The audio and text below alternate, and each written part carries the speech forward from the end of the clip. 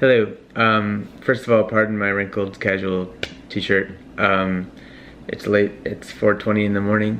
I want to thank Gabrielle Jordan for sending out the email and our advisor who forwarded it to us last night. I found out about this last night.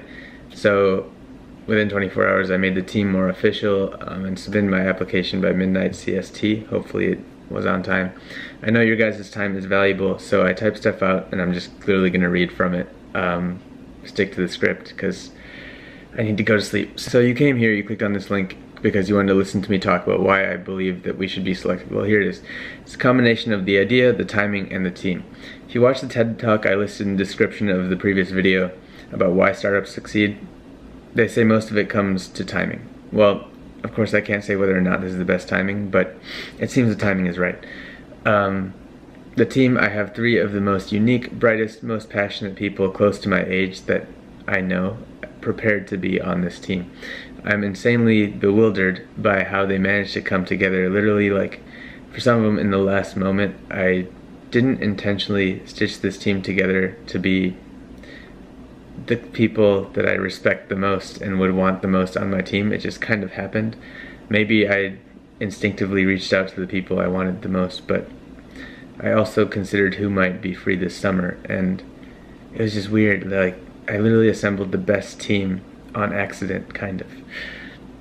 So back to the script. Yeah, they've proven themselves in professional and academic environments. I consider them to be much better students, much better engineers, and much better work ethics and passion for learning than I have. Not to say that mine's bad in any way for all of those things, but theirs is just so great.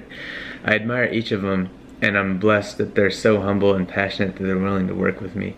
And I read that you guys put more emphasis on the team and their pedigree and stuff like that, and I really can't say enough here.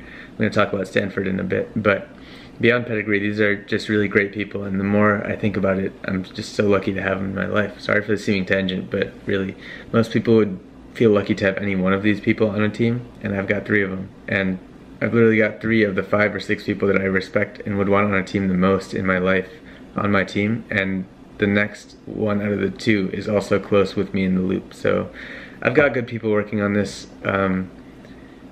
We just are starting to work now, and that's the thing.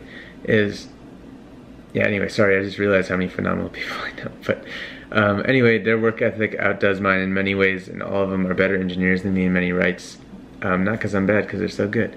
My strengths lie in business, in talking to people, understanding people, in design, aesthetics, etc. I can code, I can think critically.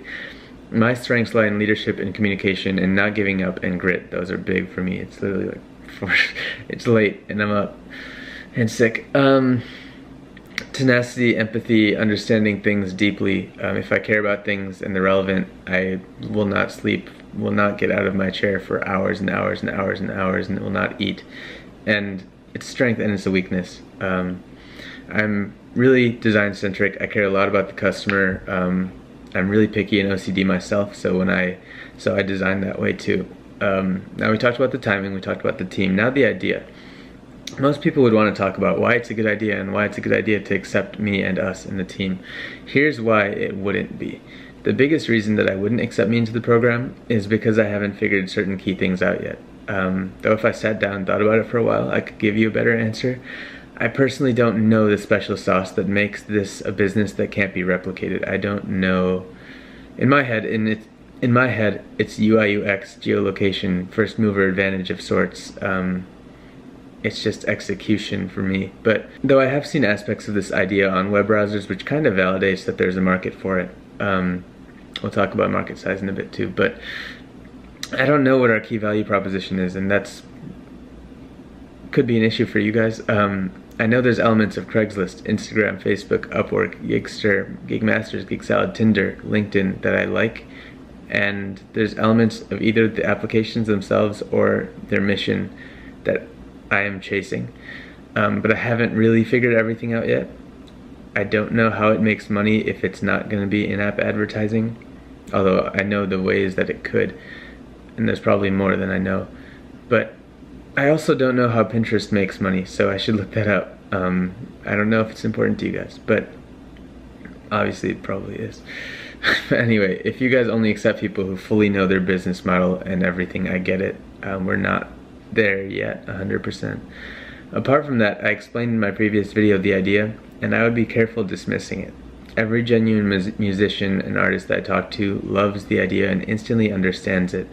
When I try to explain it to them, their eyes light up. People understand the need, the people that would actually be using this. I began talking about this idea to the world in mid-October 2017, a few months ago, and in that time I've done a lot of customer discovery, just going out talking to artists, professors, like I mentioned, different types of people. I've seen a few different ways that this could go. It doesn't just have to be for amateurs. There's actually a huge market for people that look for gigs, like real working musicians.